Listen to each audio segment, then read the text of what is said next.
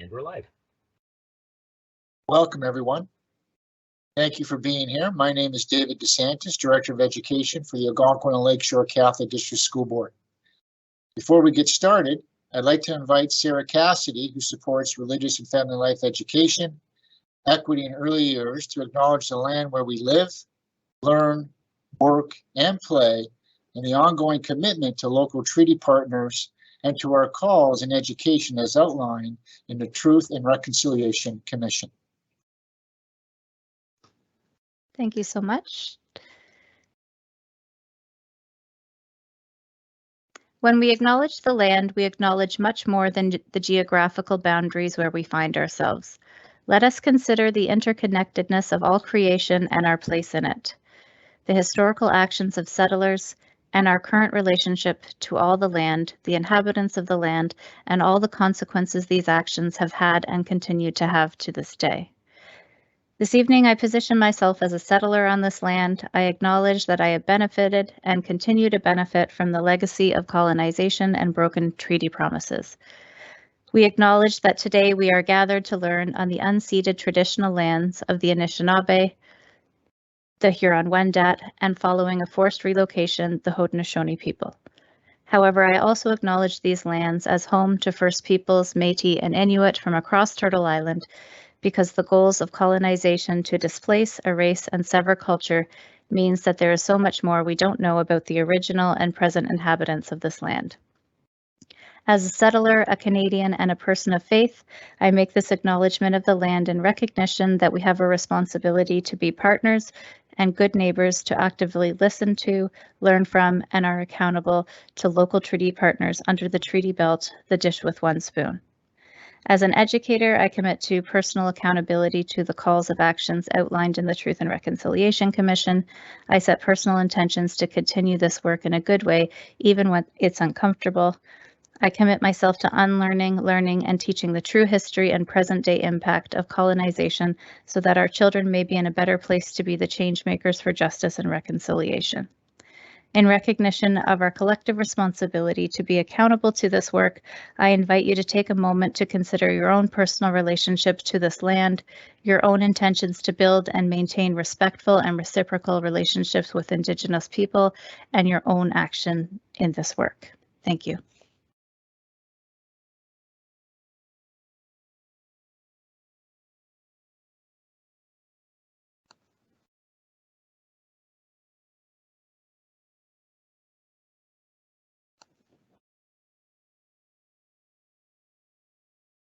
Thank you, Sarah.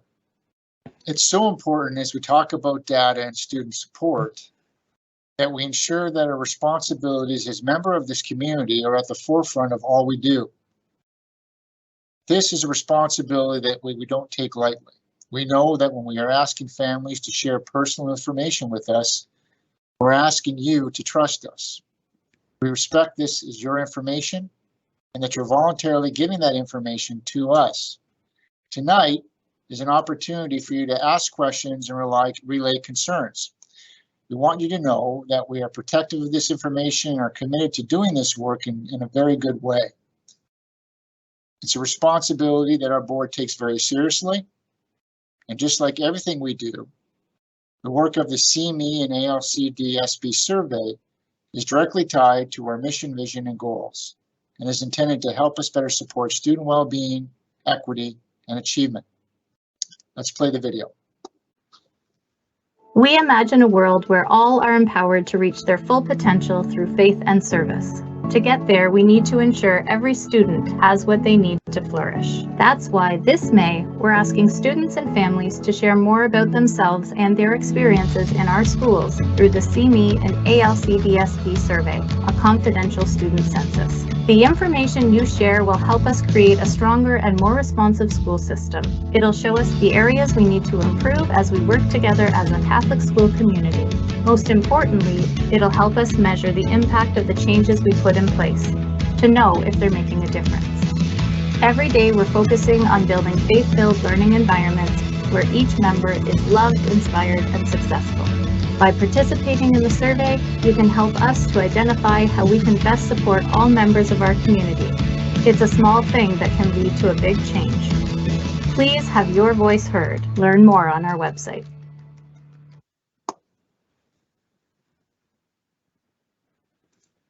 Thanks, Andy. Using data to support decision-making isn't new for our school board. A recent example relates to the Ontario Human Rights Commission's recent Right to Read inquiry report, which you may have seen in the news recently. The inquiry looked at how students are taught to read in Ontario schools and found gaps in current curriculum and assessment practices. It demands that all early literacy instruction in Ontario schools is rooted in evidence-based practices, so all learners can reach their full potential. Our school board, however, did not need to wait for the recommendations in this report to make change. We knew, based on our own review of the research data, and in looking at the achievement in reading and writing, that the curriculum and current teaching approaches were not supporting all our learners, and the gap was becoming wider for students with special education needs in particular. We know that all children are capable and competent, and that if students weren't achieving to the standards we know they're capable of, we needed to change the way we did business. We implemented a structured reading program, the same evidence-informed approach the province will now be transitioning to. And while we don't have the quantitative data yet to show you the impact, that will take some time. Anecdotally, though, we are hearing from educators that they're noticing significant impact in their classrooms and for individual students. Struggling with reading, as I'm sure you can appreciate, impacts student well-being. Similarly, not knowing how to help students improve also impacts educator well-being. This shift in our system around this one area of student achievement is also about prioritizing equity and well-being for all. But while we're looking at data to drive our practice isn't new, we don't yet have the ability to take the review the step further. To disaggregate the data based on various identifying factors, including race, ethnicity, languages spoken, sexual orientation, and more. And that's what the CME and ALC-DSB survey will also do.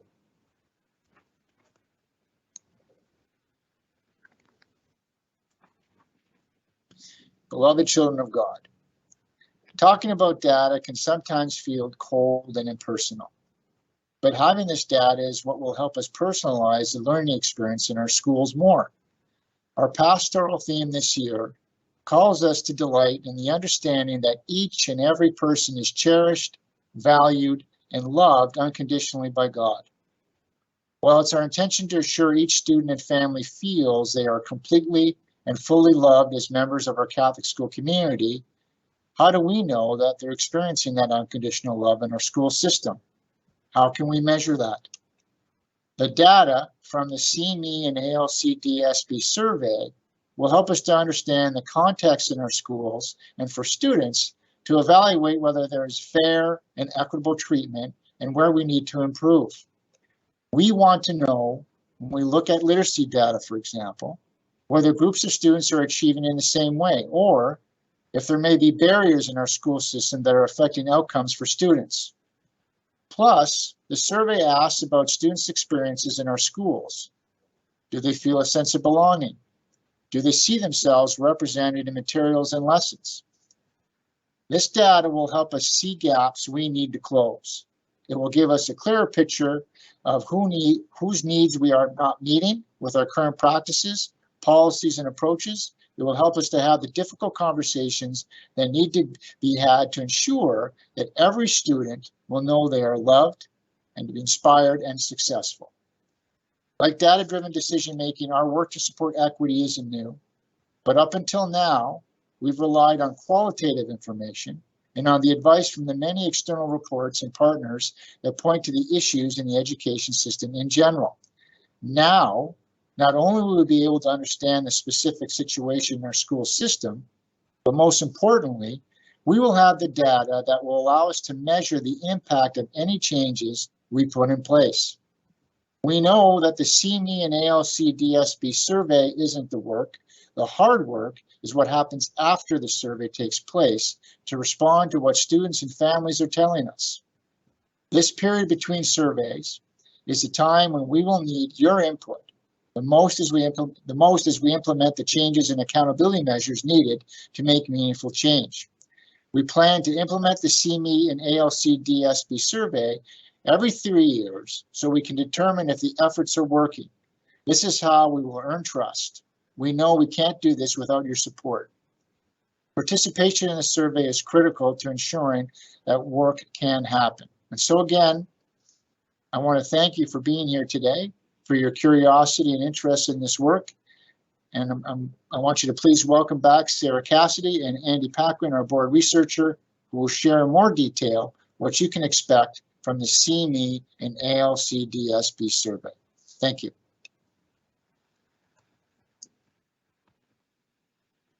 Thank you, David. Before we get going, just some quick housekeeping. Everyone's mics are off. You can submit your questions using the Q&A button towards, I believe, at the top of your screen. We will try to work answers into the presentation or get them during the Q&A portion at the end. We're also recording this presentation and we'll post it on our website and YouTube channel in the next few days. The CME and ALC-DSB survey is a student census. It will be administered fully online between May 9th and 20th and open to all students from kindergarten to grade 12. The surveys for students in kindergarten to grade 8 are intended to be completed by the parent guardian on behalf of their child or alongside them. Students in grades 9 to 12 will have time at school to complete the survey themselves. As David shared, we're asking students and families to share more about themselves, including the languages they speak, gender, sexual orientation, race, and ethnicity. We're also asking students to share whether they feel a sense of belonging at school and whether they see themselves represented in materials and lessons. The survey questions were adapted from a template provided by the Ministry of Education and based on guidance from the Ontario Anti-Racism Act and anti-racism data standards. The gender and sexual orientation questions are open-ended and invite students to indicate how they identify. This approach is based on guidance from the Assembly of Catholic Bishops. The survey for kindergarten to grade 3 students doesn't include the questions about gender or sexual orientation or pronouns. I'll share a few examples of specific questions later on. As the director already shared, there are many reports that either in full or in part point to the responsibilities that school systems have to address documented disparities. The evidence is clear. Systemic barriers do exist. Systemic racism is real. Across the province, the country, and the globe, students with special education needs, multi-language learners, students who identify as 2S LGBTQIA+, students who are Indigenous and or racialized continue to struggle for inclusion in the education system as a whole. They struggle to be seen and accepted and celebrated for exactly who they are, made in the image and likeness of God. These are just some of the reports easily available that talk about the context in Canadian schools.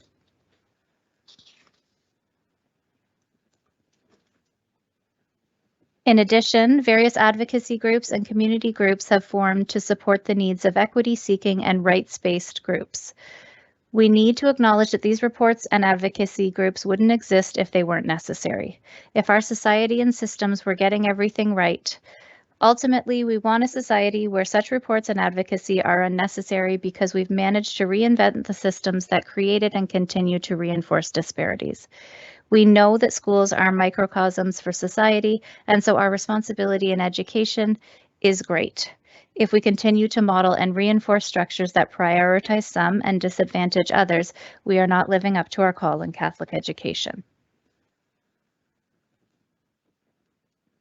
So with all the evidence already and all the reports with concrete recommendations, you may be wondering why we are doing a student census. Why do we need more data? Simply, it's about understanding the local context for our students and families, what's happening in our board. And more importantly, it's about having the data to allow us to measure the impact of changes we make. As we continue to collect this data every 3 years, we can see if we're turning the curve. Are students better off? Are outcomes improving? Do students feel they can be themselves? Do they feel loved? Do they see themselves reflected in their learning environments? Right now, as David mentioned, we don't have a way to disaggregate data based on race, gender identity, sexual orientation, or other identity-based factors. And so while it might appear that students overall are achieving at a certain level, we can't say whether that's the case for all students or if certain groups of students are over or underrepresented in some areas. And so once we have this data, we will use it for our planning and measurement of the effectiveness of our plans.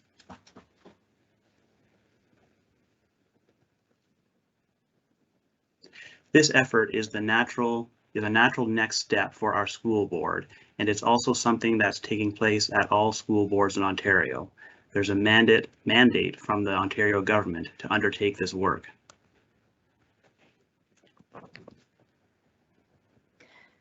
When you look at the intent of the work, its value is clear, and it's really so well aligned to our mission at the Algonquin and Lakeshore Catholic District School Board. It's really about justice, equity, and the fair treatment of everyone, which is something that we're committed to in our school system. We understand that this is really big work and that it's going to be ongoing. We know that this is going to be hard and complex, but we are also really fully committed to putting in the work in partnership with students and families to do better.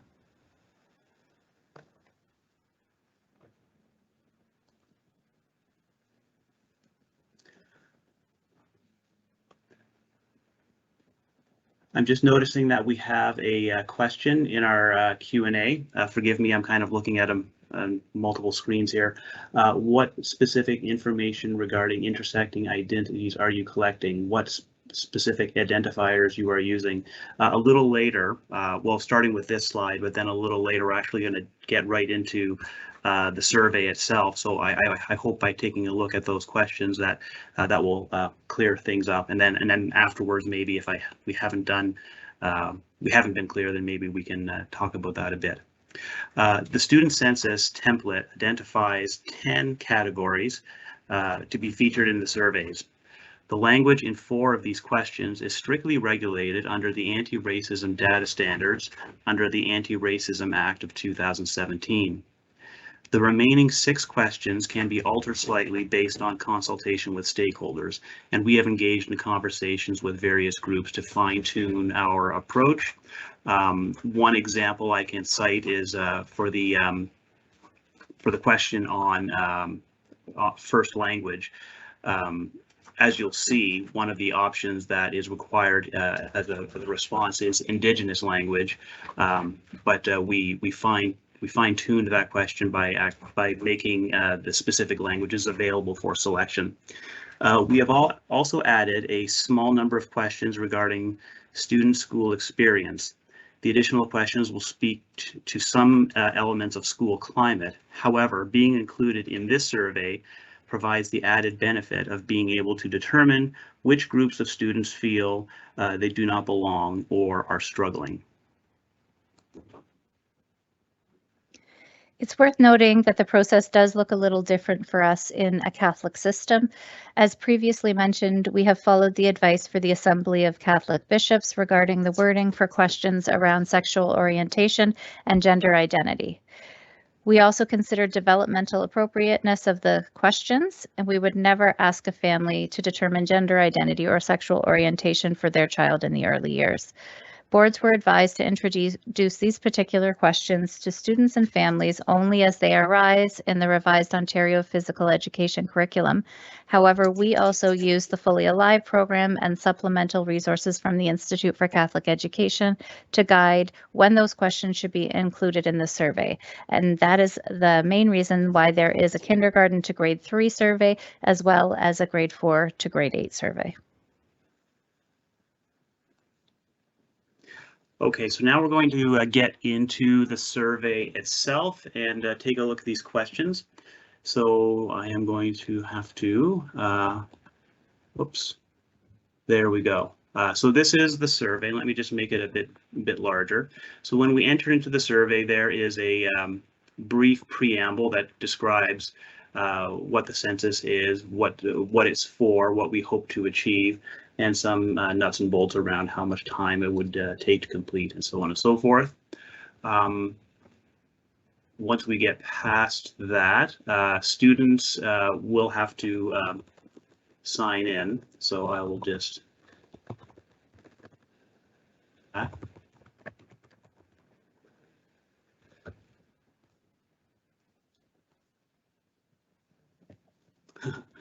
course. And once we get past this, we will get right into the first question, which is about consent. So the survey is completely voluntary. Students or parents taking it on behalf of students can choose not to engage with the survey at all if they wish, or they can go forward into the survey, as I will. But if they wish to not answer every question, they can do that as well. So the first question is about first language. As we can see, first language is you learn to speak as a child. Many options here to choose from, plus the option to include languages that are not in the list. By default, I would obviously choose my home language of English. Now, just for demonstration purposes, I'm going to select Indigenous languages. I do not speak an Indigenous language, but just to show you what is there. Once you select Indigenous languages, then we have a list to choose from. Again, the ability to include ones not listed here. And in the event that one is chosen, then there is the question to whether you would like to see a language course for that language offered in secondary school. Questions on Indigenous identity, whether someone identifies as Indigenous to Canada. If a person selects yes, then they are invited to select the group that they belong to, the specific group. Do you consider yourself Canadian? And then below that, respondents are invited to select their ethnic or cultural origins.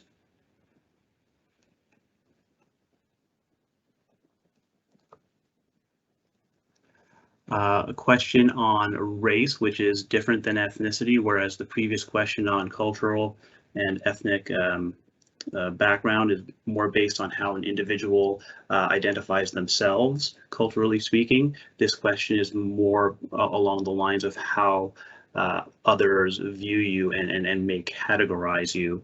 And so we have our options here. And again, the ability to add options that are not present. We have a question on religion or spiritual affiliation, and of course, just like most of these questions, it is multi-select. This group of questions is on gender identity, preferred pronouns, and sexual orientation. I want to reiterate that these questions will not be seen by anyone filling in a survey for students in kindergarten to grade 3. It only starts at grade 4 and up. So we have, and then again, these were guided by the Assembly of Bishops. How do you describe your gender? With some options here. What are your preferred pronouns? And that's text entry. And what is your sexual orientation? Again, text entry, all in line with what the Assembly of Bishops has advised us. There are questions on disability, whether a person identifies as being a person with disability. In the event that the answer is yes, then that individual is invited to select all that apply, including the in the event that we have not supplied enough options, they can put their correct answer or what applies to them in the text entry box. Status in Canada, if people were born in Canada, they go on to the next category. If they select no, then they are invited to indicate their current status in Canada. We have questions about caregivers. How many primary caregivers do you have? And on the selection of a number of caregivers, that that determines how many iterations of these questions we experience. So consider your first caregiver. What is the relationship of this person to you? Highest level of education completed, and this person's employment status. And so if you select 4 caregivers, then you would go through this group of questions 4 times. Nearing the end, we have a question where students, or respondents rather, are asked to indicate what types of activities they participate in at school, outside of school, and which ones they would like to participate in but are unable to do so.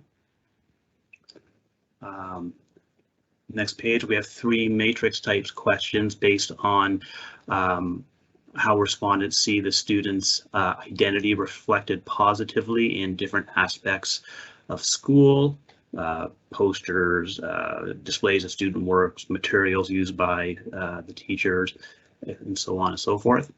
How the student feels about school, in terms of it being a welcoming place, a friendly place, accepted by peers, accepted by teachers, that sort of thing. And the last final question on this page,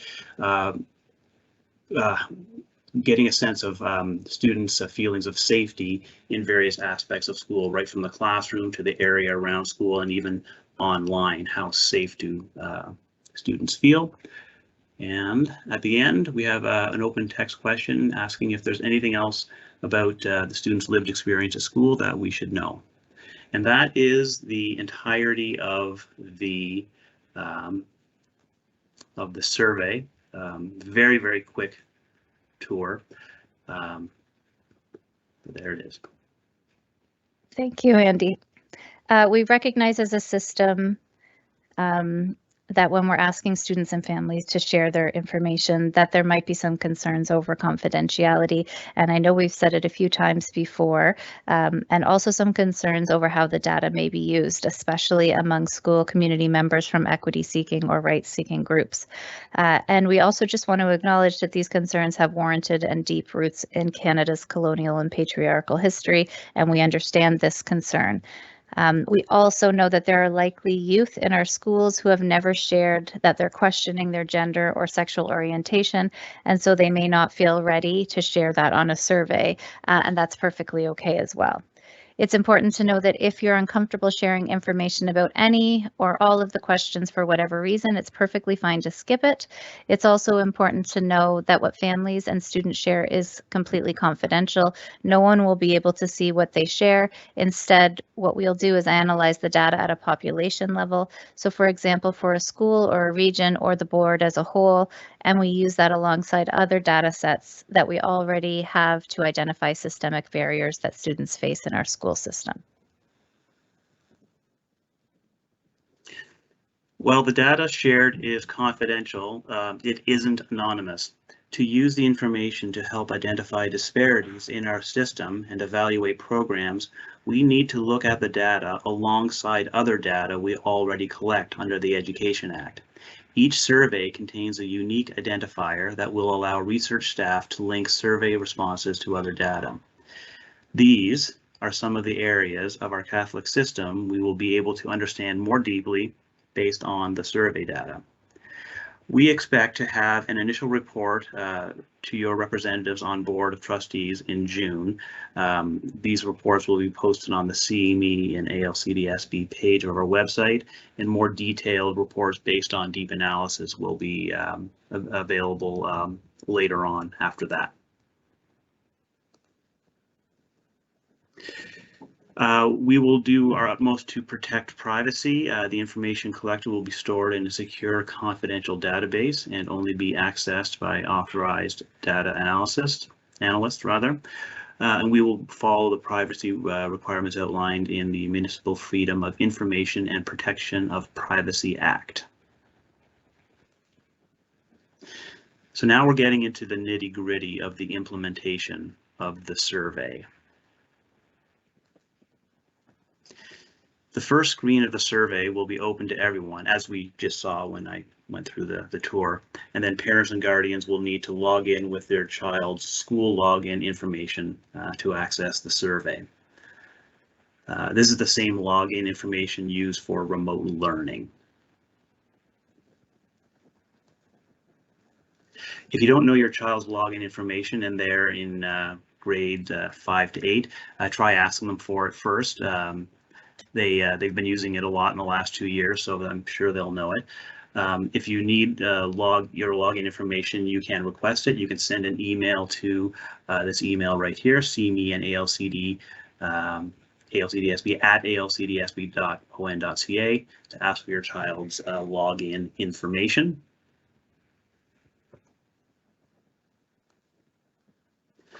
Our 5 secondary schools are different, so school-based teams are developing a survey plan that will work for them. Students will have time to complete the survey in class, and supports will be provided for accessibility needs. In addition, we've also posted additional resources on our website to help with some of the questions that you may have, including how you can learn more about the equity work, why disaggregated data matters, and how you can support your child if you think they may be questioning their sexual orientation or gender. We've also posted a sample survey so you can review all of the questions in more detail in advance if you'd like. Go to our website at alcdsb.on.ca and click on the See Me and ALCDS page in the Parents and Community section.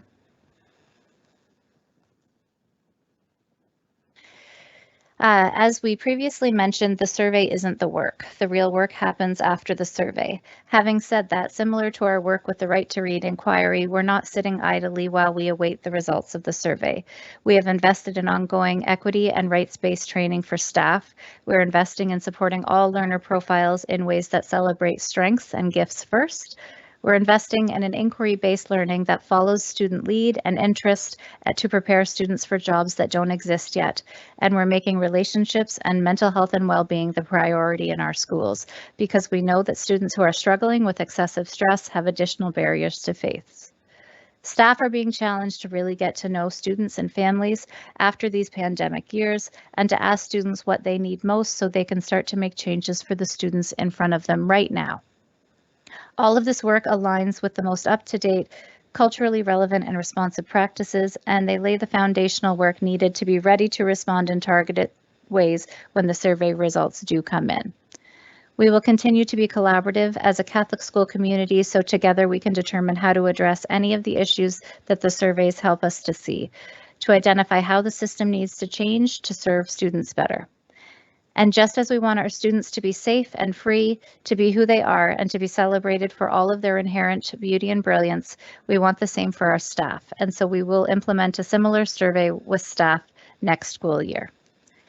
The staff census will also help us to identify if there may be unconscious bias in our hiring practices or promotion practices, or if there's more we could do to ensure individuals from equity-seeking and right-seeking groups are represented in various roles within our organization, including leadership. Before we check in on the Q&A, here are a few ways that you can help us with this work. Simply completing the survey may seem like a small thing, but it's a really big deal, and so we truly hope that you do choose to participate. You can also help us to encourage others to participate, share our social media posts, and add a comment about the survey's importance, or mention the survey when talking with friends and family.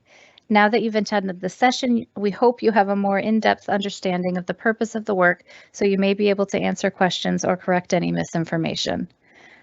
We're now going to hand it over to Superintendent of Education, Mr. Darcy French, to introduce his colleagues, and then we will look at any question and answers, try and answer any questions that have arisen throughout the presentation. Thank you. Thank you. I think Sarah and Andy's presentation has answered some of the questions we've received in the chat. Before addressing the remaining questions, I just wanted to take an opportunity to introduce the other members of our senior team who are here tonight. We believe that equity is the work of every person in our system, and the data collected will be used to set goals in all departments. You have already met our director, Mr. David DeSantis, at the start of this evening. I'm going to ask my colleagues to briefly turn on their cameras as I introduce the rest of our team, so you will have a face with their name. Michelle McGrath, is our superintendent responsible for student services, mental health, and well-being. Michael Fott is our superintendent responsible for secondary curriculum and religious and family life education. Michelle LaMarche is our superintendent responsible for human resources. And Carrie Smith-Dewey is our superintendent responsible for student success, Indigenous education, and caring in safe Catholic schools. And Brianne Bradshaw is our superintendent of business. And I'm very grateful that our entire senior team is here to support this process and work. So now let's take a look, or we'll do our best to answer your questions. And I'm going to direct the first one, Andy, because there was a question about data security, which is something that we have been working on. Okay, yes. So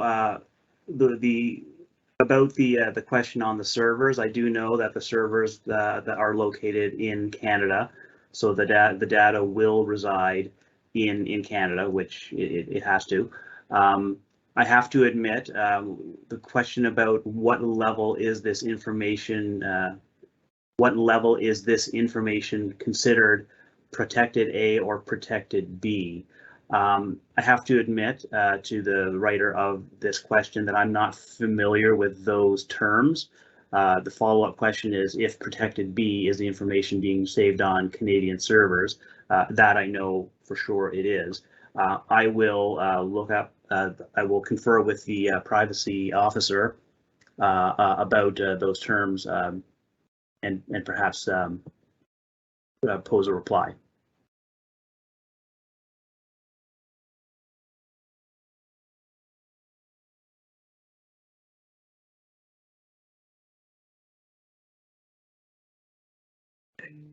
But that's not something I'll be able to do in this moment. Yeah. Perfect. And hello, Peter.